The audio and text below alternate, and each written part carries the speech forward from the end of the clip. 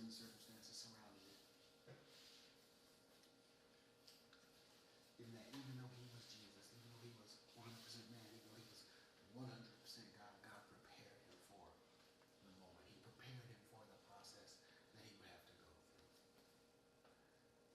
And just like with all true training or preparation scenarios, your training, your preparation is often designed to be actually more difficult than the task itself. Which is why when you're a distance runner, you run the mile. You don't train by running a mile. You train by running miles. And if you're a 100-meter sprinter, you don't train by running hundreds. You train by running 400s. You train by running miles. Football players. You play a game that lasts 3 hours on Sunday, but you practice 4 days a week. So that the practice is more grueling than the game, so that when you get into the game, all that grueling work from the week before, all that grueling time from tour days, from training camp, all of that pays off because now you're ready. Now you're ready. See, those people that hold out for more money, they don't go through training camp, they don't come in. When they come in and they start playing, they're not ready. They're not game ready. But God let Jesus go through his temptation. His temptation from Satan himself. So that he would be ready for what he would face at the cross.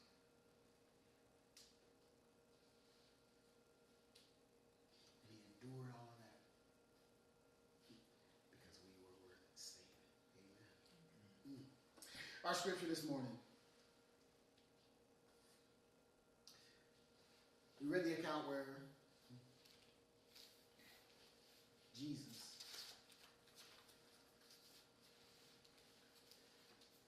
he has yielded the Spirit,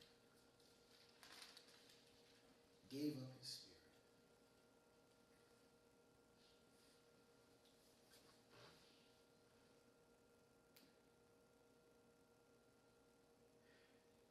And in doing so, brought us back to the point where we can have a relationship with God again if we receive Him.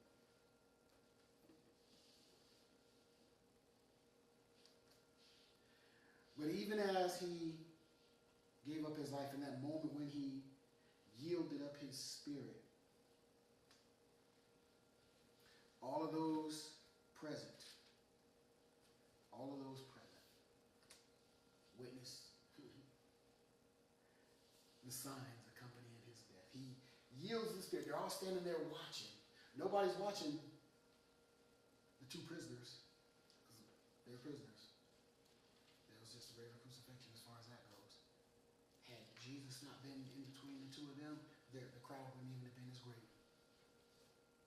The crowd wouldn't even have been nearly as great. There would have been those there, spectators, this, that, and the other. But because Jesus was there, the crowd was great.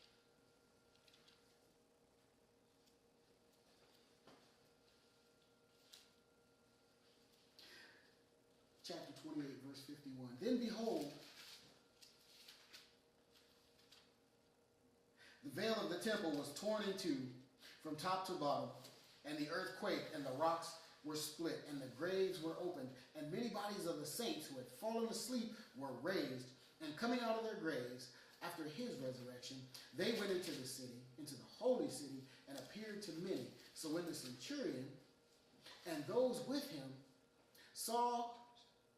who were guarding Jesus, saw the earthquake and the things that had happened, they feared greatly, saying, truly, this was the Son of God. And many women who followed Jesus from Galilee, ministering to him, were there looking on from afar. Among them were Mary Magdalene, the mother of James and Joseph, and the mother of Zebedee's sons. It's chapter 27. Yeah, I'm sorry. Chapter 27, verse 51, because we went into 28 and 1. Sorry about that. Chapter 27, verse 51.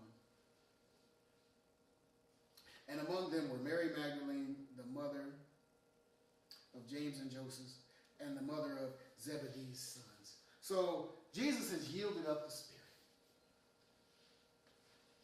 As far as all of those who wanted him crucified, all of those who wanted him gone, all of those who feared him, who tried to trip him up, all of those, now it's done, it's complete. We're good. Mission accomplished. Success. He's dead, he's gone.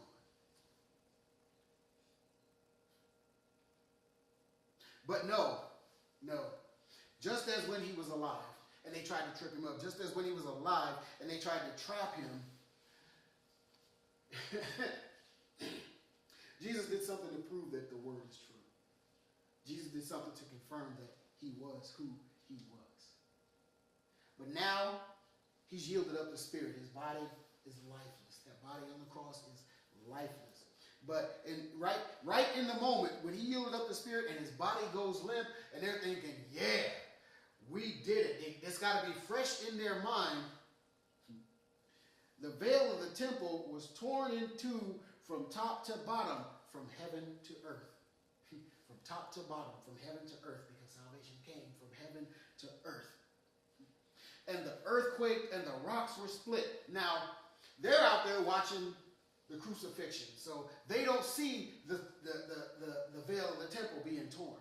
They don't see that. But you best believe they're out there spectating and looking on at the crucifixion of this one who said he was the King of the Jews. And an earthquake takes place. That's not the region where the crucifixion took place is not in the earthquake zone. Not accustomed to having a lot of earthquakes. But in the moment that he yields up the Spirit and they're beginning to think, yeah, that's it. We won. The earth starts to quake. And it's not just an earthquake. But rocks start splitting. Rocks just don't split by themselves. Earthquake or not, rocks just don't split by themselves.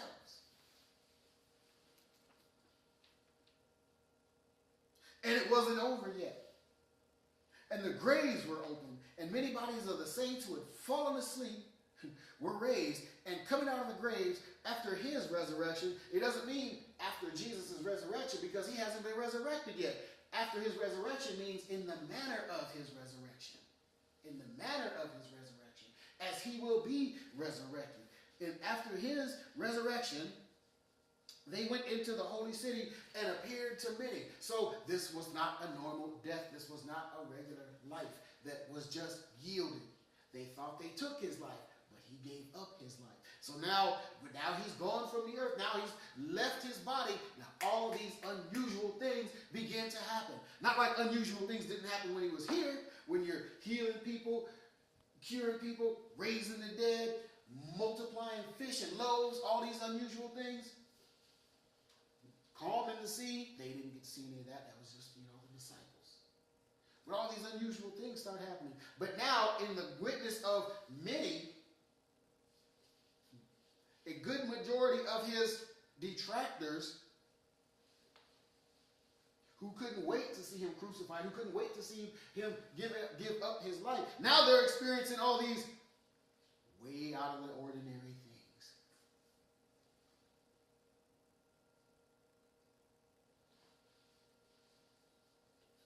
Verse 54.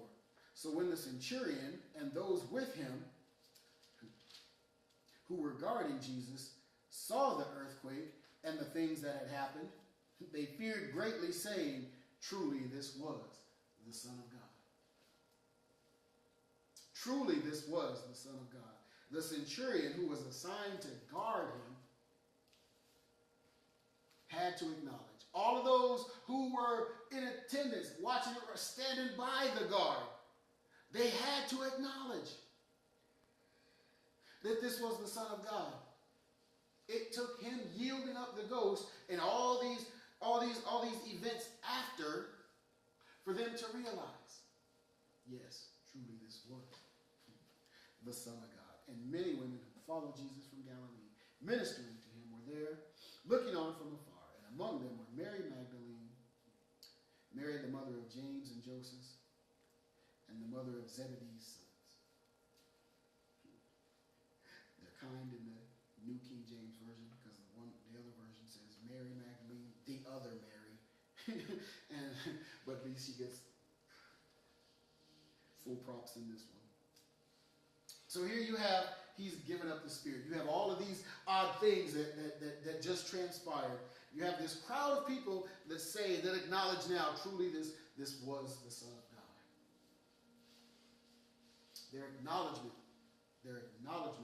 that Jesus, indeed, he was who he said he was. Wow, we were wrong.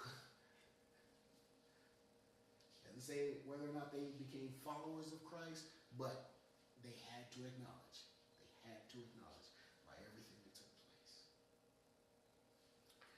His burial instance, verse 57, now, when evening had come, there came a rich man from Arimathea named Joseph, who himself had also become a disciple of Jesus. This man went to Pilate and asked for the body of Jesus. Then Pilate commanded the body to be given to him. When Joseph had taken the body, he wrapped it in a clean linen cloth and laid it in his new tomb, which he had hewn out of the rock. And he rolled a large stone against the door of the tomb, and he departed. And Mary Magdalene was there it is, and the other Mary, sitting opposite the tomb.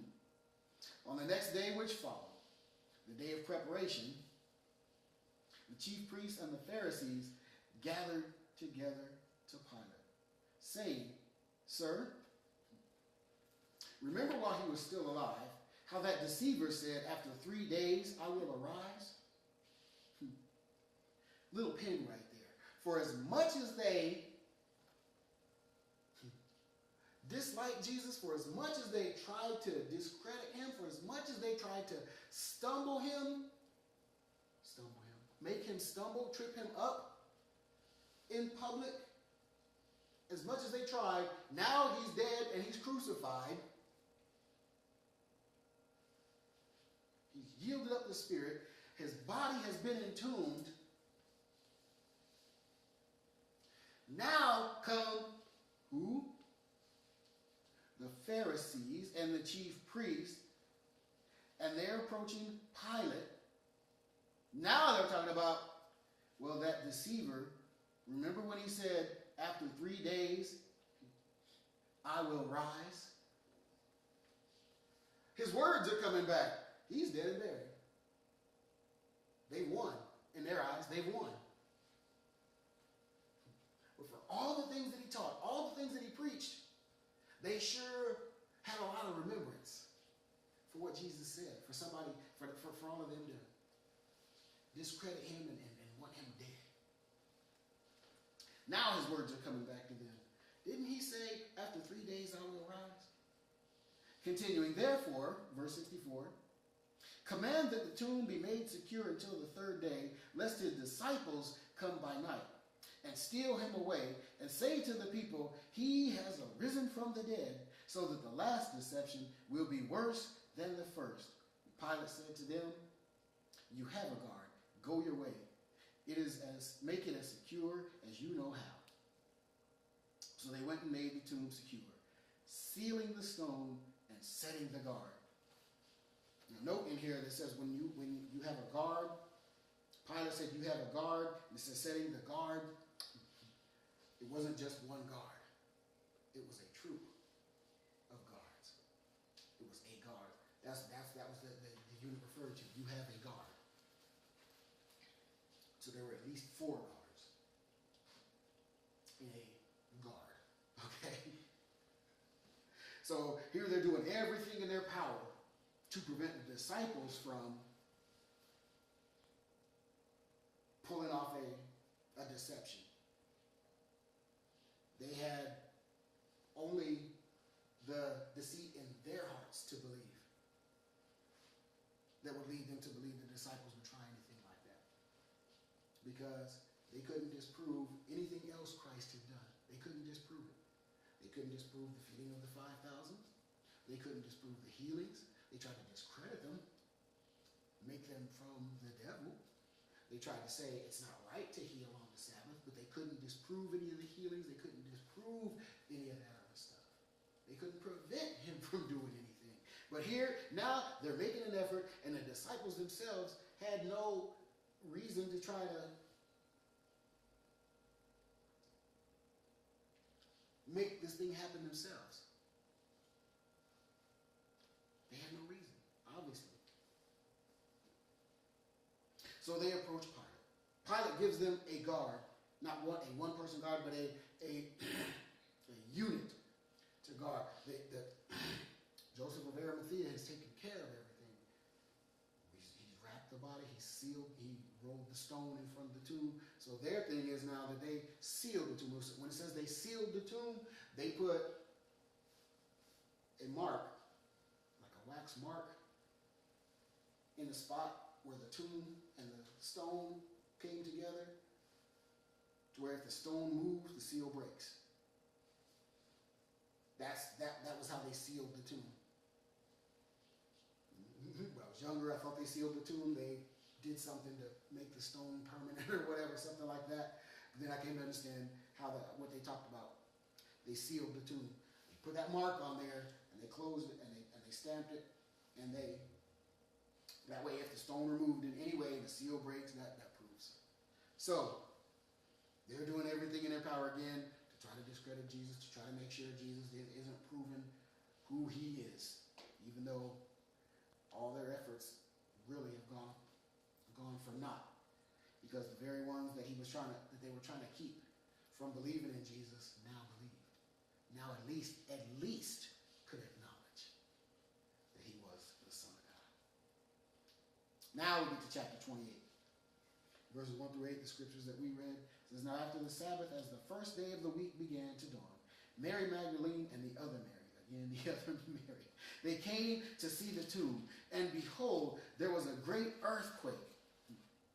For an angel of the Lord descended from heaven and came and rolled back the stone from the door and sat on it. And his countenance was like lightning, and his clothing was white as snow. And the guards shook for fear of them and became like dead men. See, and the guards shook for fear of them. See, so we know there was more than one guard. We talked about when the pilot's talking about you have a guard, that's the commander speaking in military terms. When it's now Matthew describing what went on in that place, and the guards shook for fear of him. Okay? And became like dead men. And the angel answered and said to the women, do not be afraid, for I know that you seek Jesus who is crucified. He is not here, for he is risen, as he said. Come and see the place where the Lord lay, and go quickly and tell his disciples that he is risen from the dead. And indeed, he is going before you into Galilee. There you will see him. Behold, I have told you. So they went out quickly from the tomb with fear and great joy, and ran to bring the disciples word.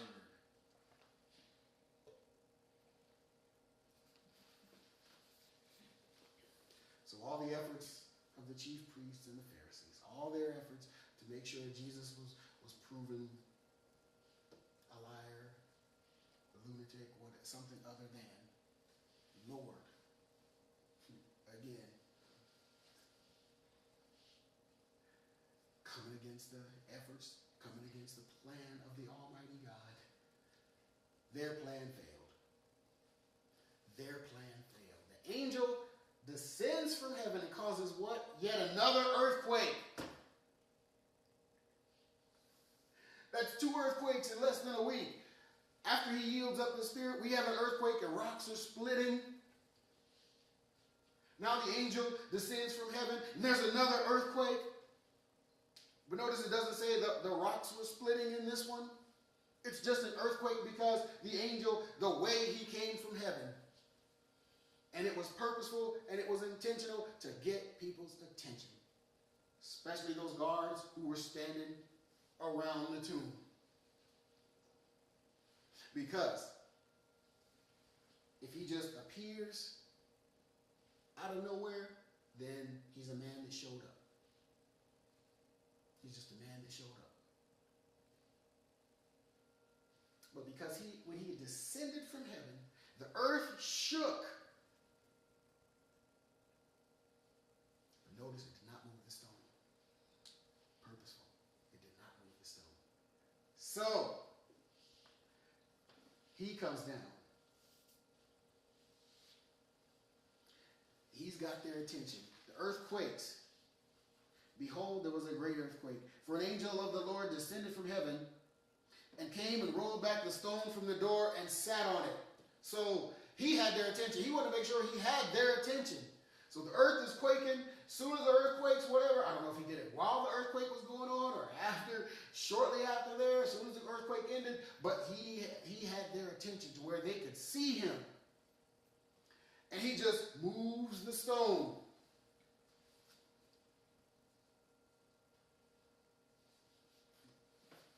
And the guards shook for fear of him and became like dead men.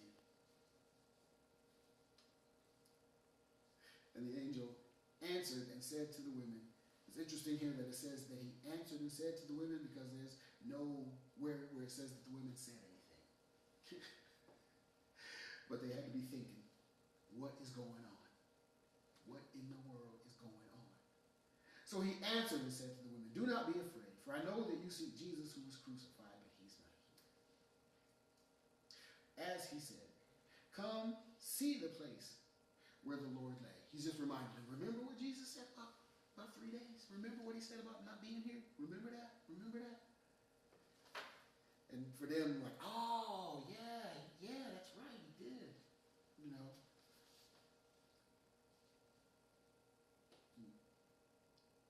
Come and see the place where the Lord lay. And go quickly and tell his disciples. So he let them go in and actually see. It would have been of no use for him to come down, sit there on the sealed tomb, and just tell them that Jesus was gone. Because they were already there. They saw him come down. But for him to tell them. But proof.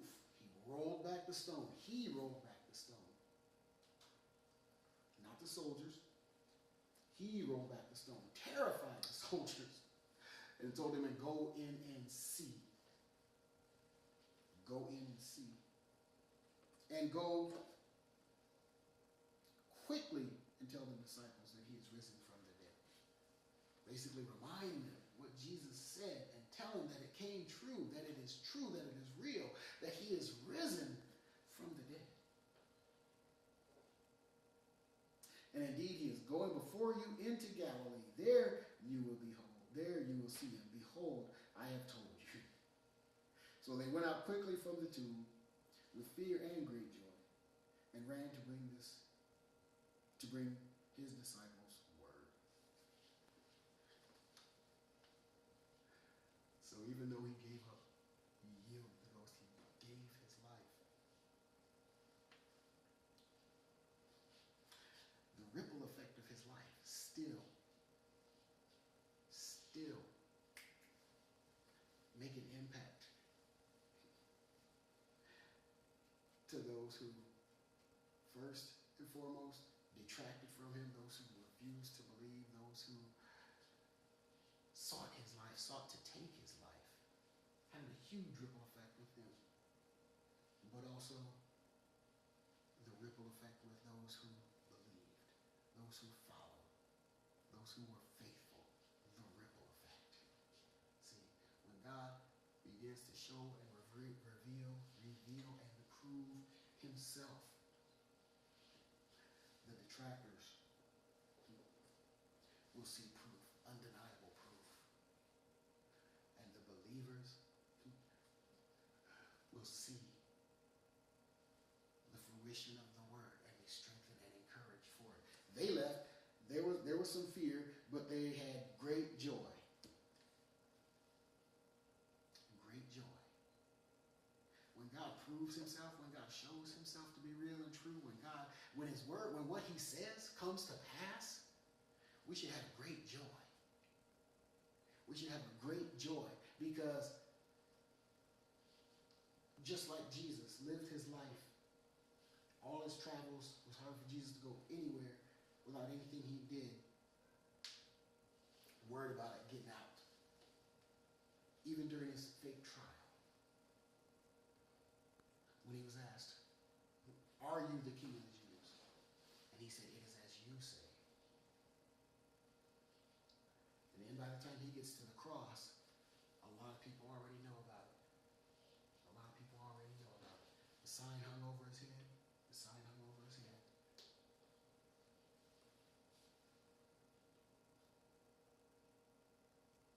But when God's plan gets completed, undeniably, people will have to acknowledge who he is. People will have to acknowledge they may waver back and forth on whether they choose to believe, but they will have to acknowledge, just like with Jesus, the centurion guard and all of those standing around, truly, this was the Son of God. Wow. So get ready. So get ready. Verse 9. As they went to tell his disciples, behold, Jesus met them, saying, "Rejoice." So they came and held him by the feet and worshipped him.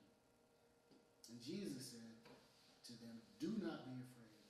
Go and tell my brethren to go to Galilee, and there they will see me." So they got it from the angel, and then they got it from Jesus himself. They saw. He showed up to prove what it was that he said. Verse 11, now, while they were going, behold, some of the guard came into the city and reported to the chief priests all the things that had happened. Why were they so concerned? Why did they feel the need to rush in and tell?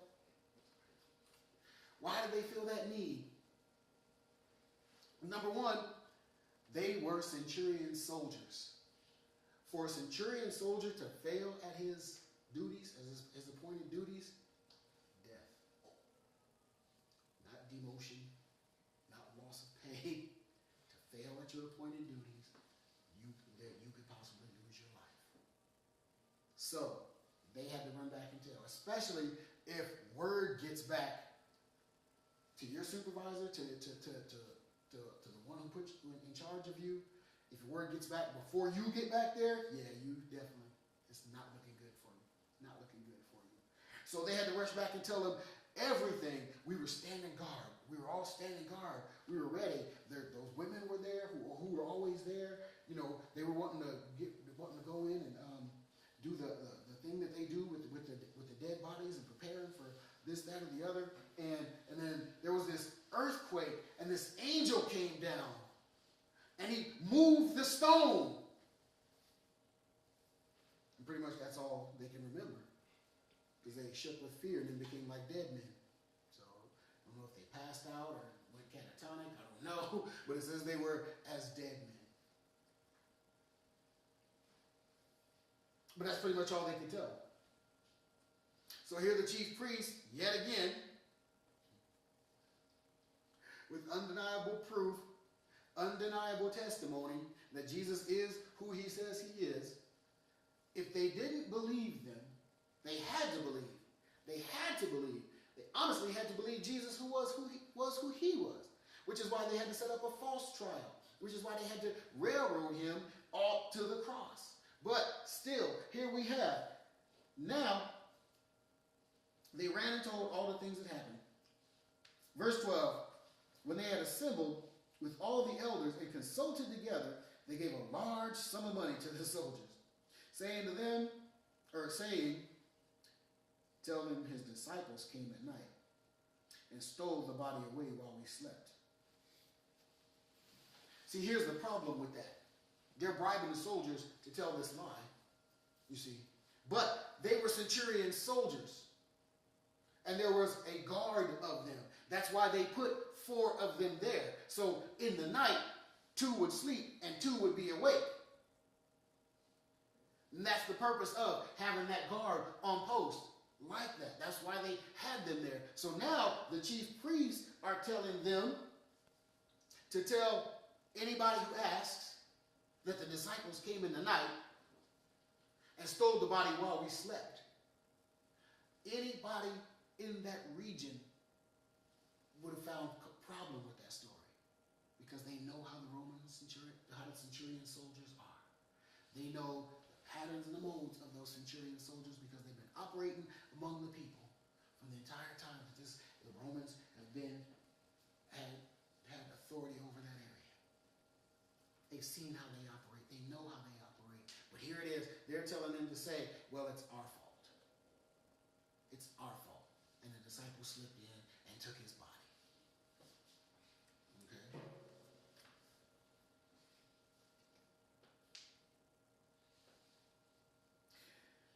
Verse 14, and if it comes to the governor's ears, we will appease him and make you secure. See? If it gets to the governor's ears that they were asleep on duty, sleeping on guard duty, punishable by death. Punishable by death. He said, if it gets to the governor's ears, don't worry, we got you. We'll speak up on your behalf. So the people can believe that you were lacking your duties, slacking your duties. The people can believe that all day. But if it gets to the governor's ears, we got you. We got you. Verse 15, so they took the money and did as they were instructed. And this saying is commonly reported among the Jews until today, that Jesus' body was stolen from the tomb. But here we go. See, God knew everything that was going to happen. Knew everything that was going to happen. Remember, he knows the end from the beginning. He's the author of all of this. He commands, instructs, and allows all these things to happen so that his plan can be carried out, so that his will can be revealed in the land, so that he can be confirmed before the people. Verse 16, then the 11 disciples went away into Galilee, to the mountain which Jesus had appointed for them. When they saw them, they worshipped him. But some doubted. In verse 18, and Jesus came and spoke to them, saying, all authority has been given to me in heaven and on earth. Go therefore and make disciples of all nations, baptizing them in the name of the Father and of the Son and of the Holy Spirit, teaching them to observe all things that I have commanded you. And lo, I am with you always, even to the end of the age. Amen.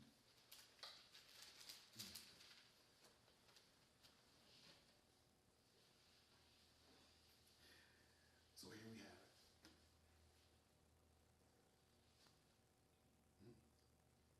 As far as the disciples go, it's full circle now. It's full circle. Jesus tells them, meet him in Galilee. Go back to the place where I appointed you initially. The significance of that, and that's the significance of that, where he first called them and appointed them as his disciples. And for 3 years, he poured into their lives. He taught them not just the importance of living the word, but he taught them to tell others.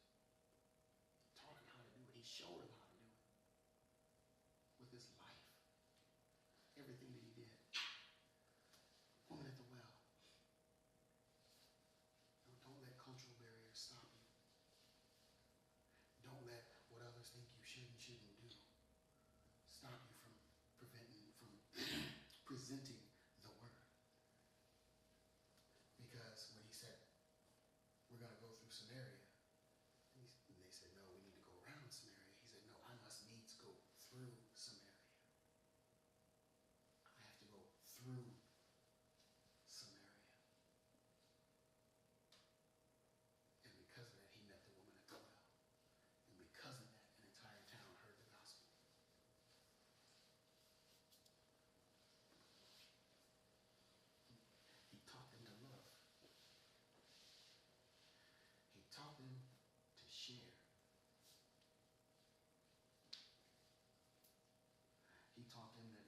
him all things are possible.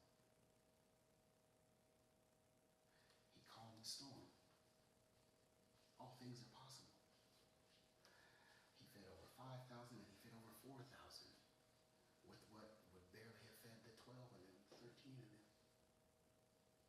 With him all things are possible. Having witnessed all these things, having heard him say, I'm going to be betrayed. Peter, you're going to deny me. Having experienced all of that,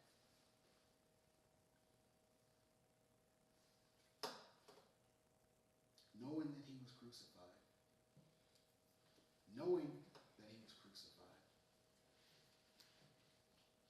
they didn't see it because they were in hiding. Peter saw it. But the other 10 did not see it because they were in hiding. But to know that he was crucified and then to see him again. And when he sees him, it says, when they saw him, they worshiped him, but some doubted.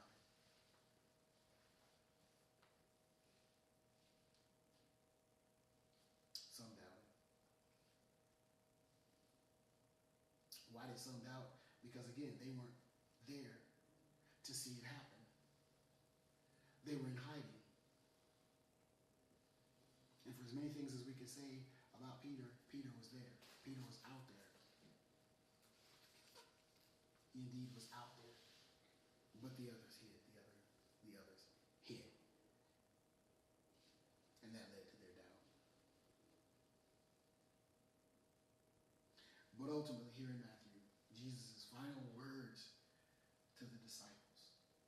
All authority has been given to me in heaven and in earth. Go therefore and make disciples of all nations, baptizing them in the name of the Father, of the Son, and of the Holy Spirit. Teaching them to observe all things that I have taught you, and lo, I am with you always, even to the ends of the age. Everything I've taught you, I've taught you me. That's what he's saying. I've taught you me. Teach them all the things that I've commanded you. Go make disciples of all nations, baptizing them in the name of the Father and of the Son and of the Holy Spirit. And lo, I am with you always to the end of the age. So, in everything,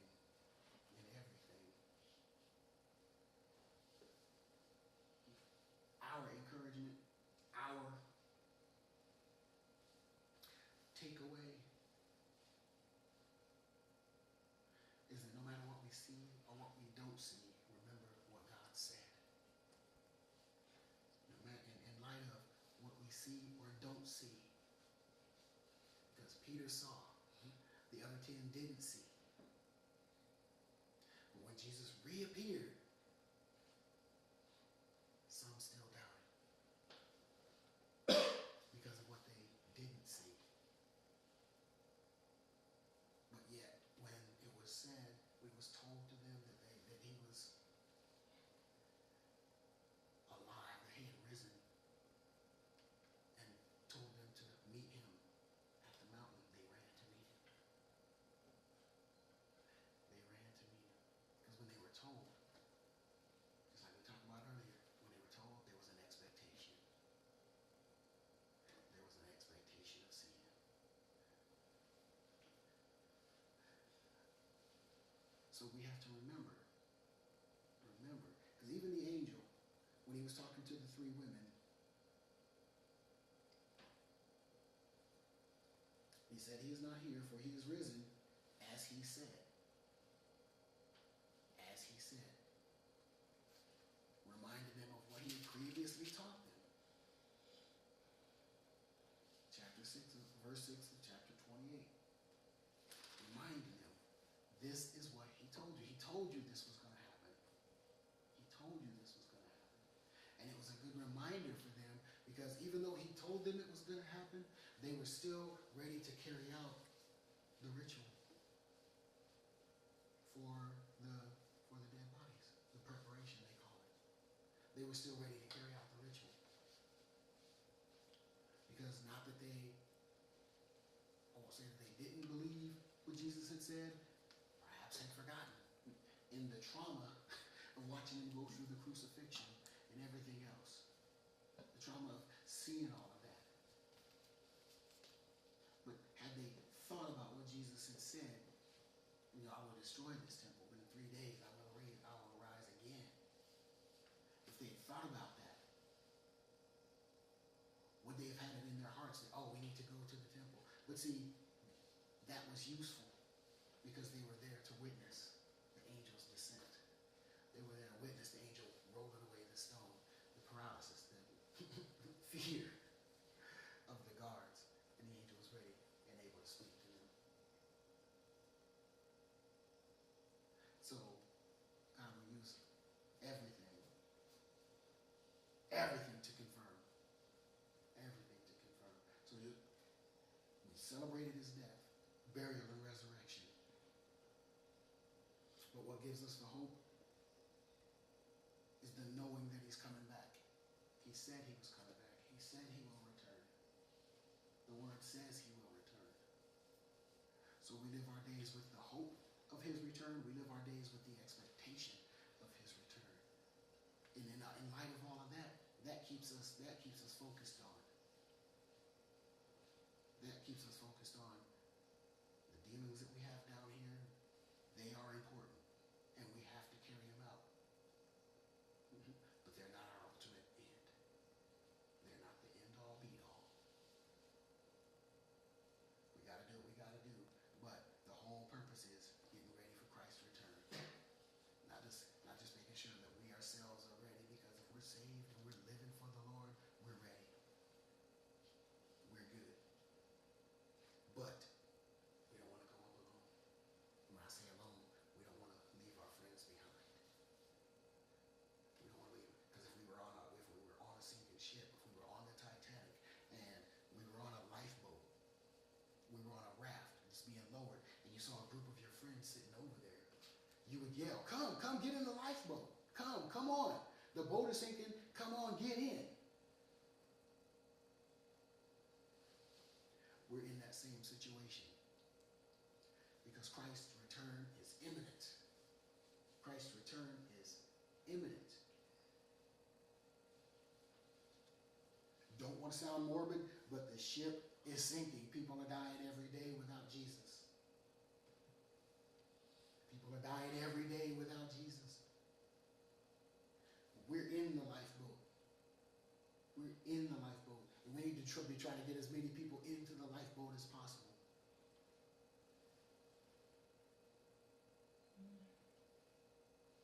Amen. That's the word for today.